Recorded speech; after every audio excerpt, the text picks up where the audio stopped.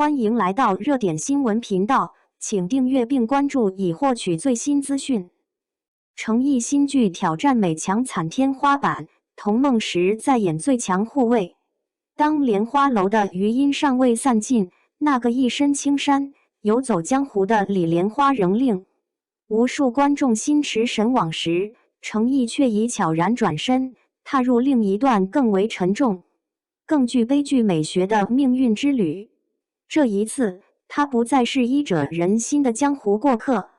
而是身负血海深仇、一夜白头的复仇谋士谢怀安。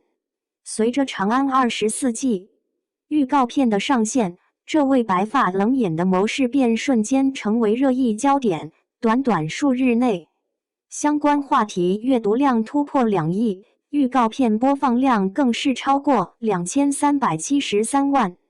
昭示着这部剧必将成为下一个引爆口碑与流量的重磅之作。一夜白头的谢怀安，美强惨人设的极致书写。长安24记以一场家破人亡的惨剧为引，开篇即将观众带入谢氏家族由盛转衰的血色回忆。昔日钟鸣鼎食、书香门第的世家，仅在转瞬之间，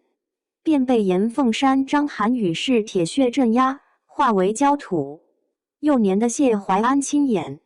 目睹亲人死于刀下，那种撕裂心扉的创痛，自此种下复仇的种子。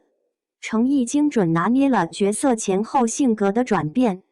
从初见时的清澈柔润，到变故后的冷峻寡言。他用细腻的情绪层次铺陈出一个从光明坠入深渊的悲剧英雄形象。而那一夜白头的设定，不仅是外貌上的变化，更是角色内心从温润如玉到冰寒如铁的裂变过程。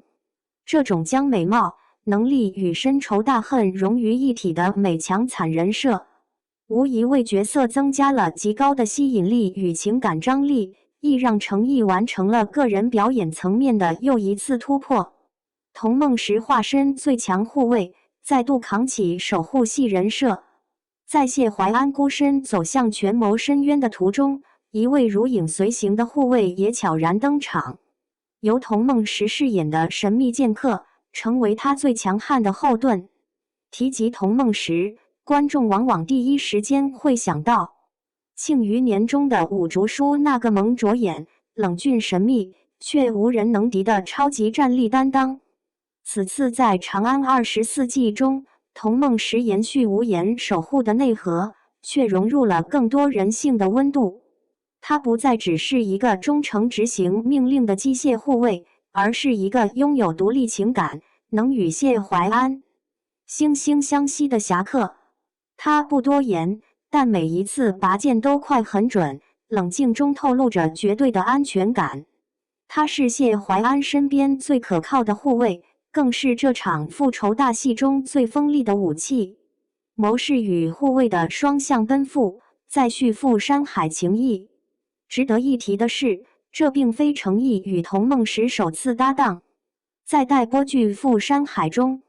两人已经上演了一段君与臣的热血传奇。诚意是智谋百出的谋主，童梦石则是身负大志的少年帝王。在那部剧中，两人是彼此成就的最佳拍档。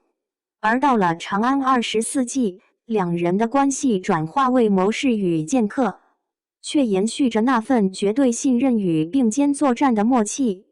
这种角色转换间的化学反应，无疑加深了角色情感的真实感与戏剧张力，也使观众对他们的合作充满期待。一个是沉着冷静、步步为营的复仇者，一个是寡言坚定、以剑卫士的守护者。他们的情谊不言而喻，却动人心魄。权谋棋局展开，三王对弈的高燃设定。长安24记并不满足于塑造双男主的人设张力，他所描绘的是一个极为庞大的政治棋盘。当谢怀安化名进入长安，成为帝王萧武阳、刘义军士坐下谋士时，他便正式踏入了权谋漩涡的中心。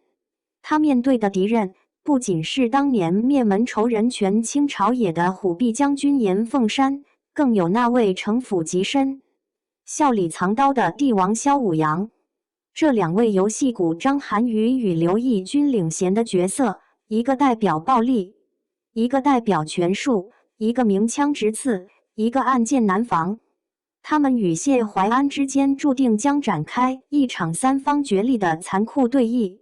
在这样的格局中，谢怀安的每一步抉择都关系着自身生死乃至天下安稳。每一场对手戏不只是演技的比拼，更是智谋与情绪的交锋。年轻演员与实力派老戏骨的正面对撞，也必将成为全剧最大的看点之一。徐璐加盟，为冷峻权谋注入温柔光芒。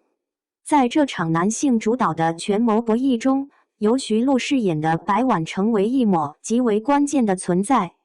她并非柔弱花瓶，而是谢怀安在暗夜中并肩作战的盟友，亦敌亦友的对手。她的加入不仅让剧情更具层次，也为人物关系增添了微妙张力。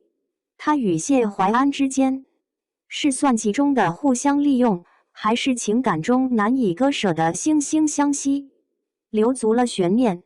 程毅的角色进阶之路，挑战从未停止。回顾程毅近年来的角色轨迹，从琉璃中炽热纯粹的雨丝凤，到莲花楼中洞察人心的李莲花，再到如今长安24计中心如死灰却仍不屈的谢怀安，